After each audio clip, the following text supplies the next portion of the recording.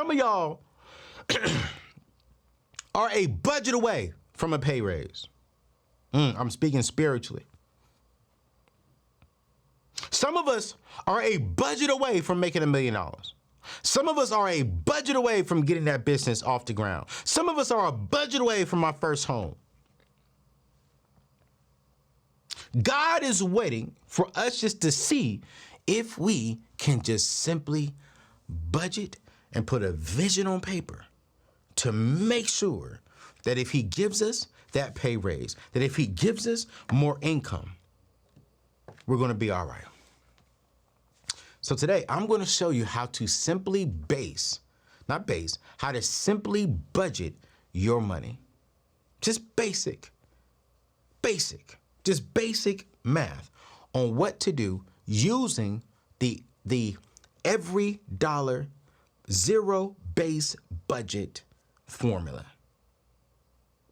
I said every dollar because I use an app called Every Dollar. I still use it. I still rock with my boys and my family and my sisters over there at Ramsey Solutions because I think that their Every Dollar app is the best app because literally you cannot close out the app. You can close out the app, but you cannot complete your budget until you spend every dollar on paper.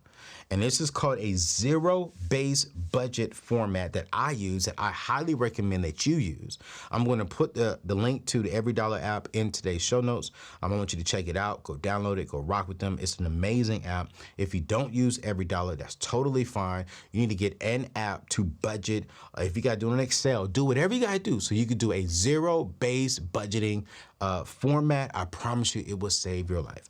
I'm super excited because I really want to give you all the keys to budgeting. And the very first key to budgeting is listing all of your income.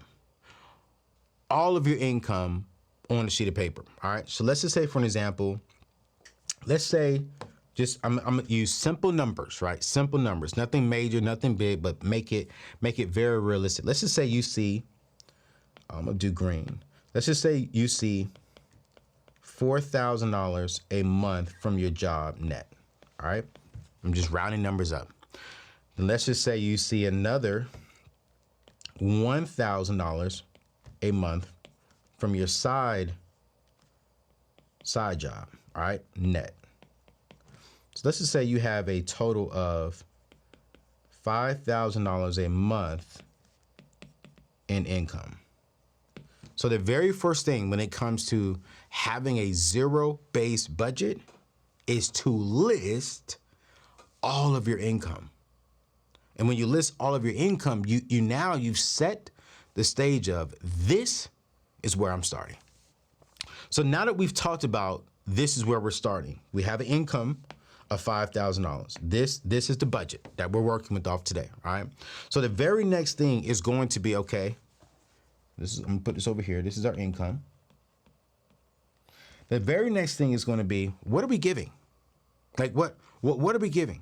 How are we being generous? You see, a lot of people get so confused that, oh man, if I give away money, I'm taking money away from myself and my family. And the truth of the fact is, actually, the more you give away within your means, right? The more you give away, the more you're showing God how generous you are and how loving you are. And honestly, the more God wants to bless you. Wealthy people have identified one of the secrets of building more wealth is giving away as much as they possibly can within reason. So one of the things that I do to practice my giving is I give to my local church, and I honestly give over and beyond. And so for me, if I'm at $5,000, then very next thing is I'm going to be giving away. I want you to really, really, really, really, really think about it. Is your tithe and offerings. Make sure I have the right color on here. All right. Actually, this needs to be red because now we're going to expenses. So now we have our income. That's cash flow coming in. Expenses are cash flow going out, all right? So in red, my tithe is actually going to be $500. This is gonna be my tithe, okay? All right, so it's your tithe. So out of the $5,000 of income that you have coming in, we're giving away $500. And technically, I don't wanna be too spiritual here, but we're giving God back $500 for kingdom building. And when we say we're giving God back $500, this is whatever church you're going to, whatever church is feeding you, whatever pastor is feeding you, you're giving back to that local church, and you're showing God that, hey, I am being obedient to what you have set forth for us. Here is my $500 going back. And then on top of that, you guys, I'm always going to say, give another 10% when it comes to offering on top of your tithe. And so if you're giving $500 a month in tithe, then you're going to give, I'll say what, another $50 a month in offering. Okay, let me make sure this is correct so y'all can understand that. That's another $50 a month in offering. So that now, here's what we're doing. We have income coming in, then we have expenses going out. Our tithe and offerings are not really an expense. That is, I call that a seed. I call that being obedient. I call that being generous. Now what we're doing is we're activating and we're showing God that he can trust us with all of our income. And we're honestly saying, God, not only can you trust us, but God, you can trust me with more. The more I can give away, that means the more you're blessing me, God. So keep on blessing me, and I'm going to keep on being obedient. That is a secret to building wealth. We're talking about budgeting today, but this is icing on the cake. You want to build extreme wealth?